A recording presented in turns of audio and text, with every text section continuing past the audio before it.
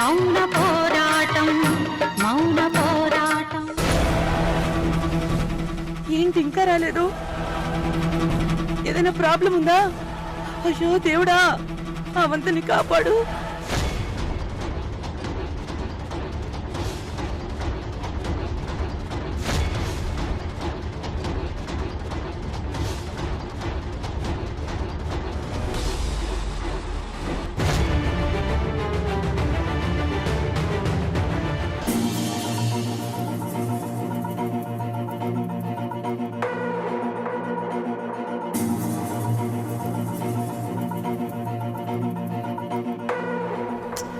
దుర్గక్కకి తెలియకుండా వచ్చేసాను.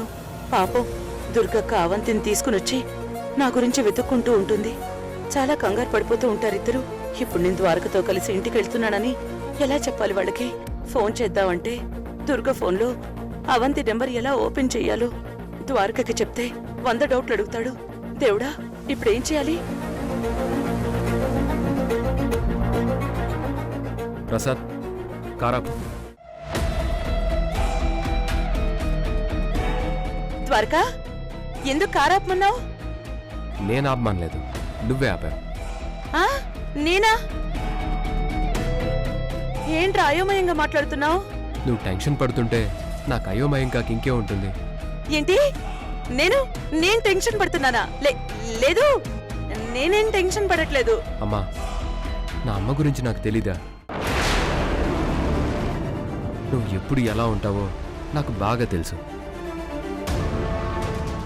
అసలు ఎంత పెద్ద మ్యాటర్ అయినా టెన్షన్ పడకుండా కూల్గానే ఉండి ఫినిష్ చేసే అలవాటున్న నువ్వు అంత టెన్షన్తో నువ్వేదో ఆందోళనతో కనపడుతుంటే నాకు అర్థం కాదమ్మా.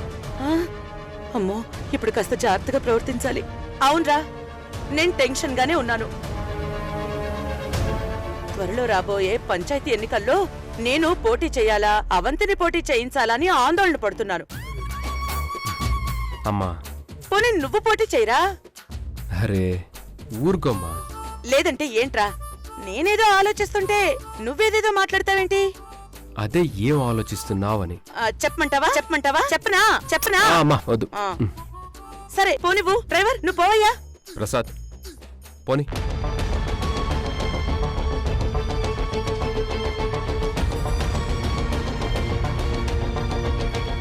ఏదో అవంతి ఫ్రెండ్ ని కలిసొస్తానని వెళ్ళింది కదా, ఎలా వస్తుందా అని నేను ఆలోచిస్తుంటే పెద్ద police ఆరాలన్నీ తీస్తున్నావు.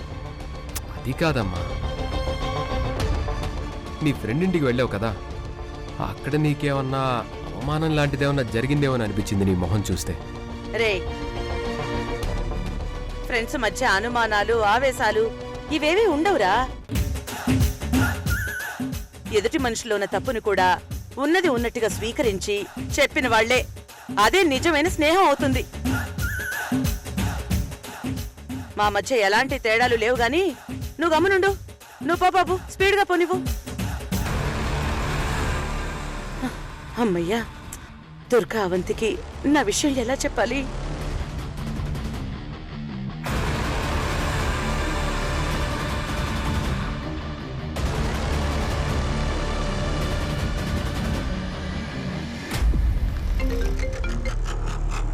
Good morning sir. Sir, ఇప్పుడే ఇంటి దగ్గరకు వచ్చాను. యా సార్, ఆ ఫైల్ నా దగ్గర ఉంది. ఎస్ సార్, 1 అవర్లో తీసుకొని వస్తాను.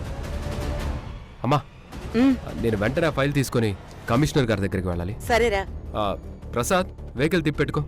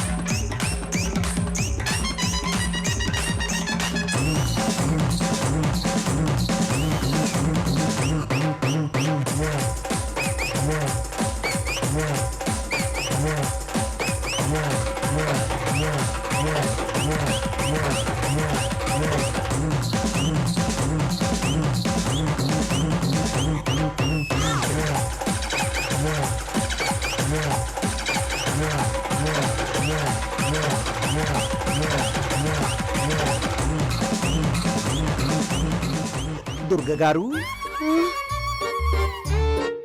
ఎందుకు ఇలా చేస్తున్నారు? నన్ను జోకర్ని చేసి ఆడుకోవడం మీకు సరదా అనుకుంటా.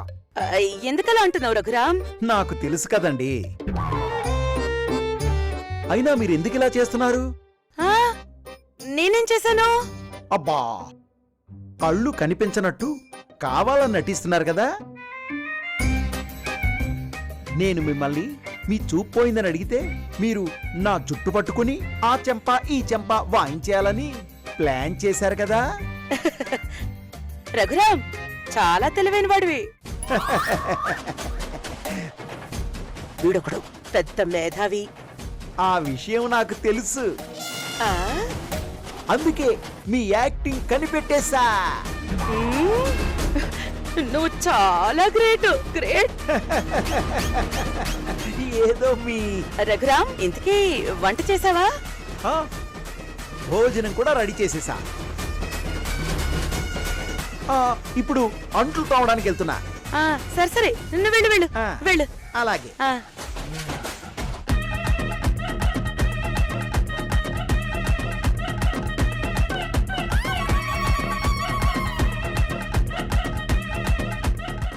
ఒరేయ్, నీ బుద్ధి నాకు తెలుసురా, తెలివి తక్కువ వెధవా. అసలు టెన్షన్లో ఉంటే వీడొకడు. ఇప్పుడు దుర్గా వాళ్ళకి ఫోన్ చేసి ఎలా చెప్పాలి?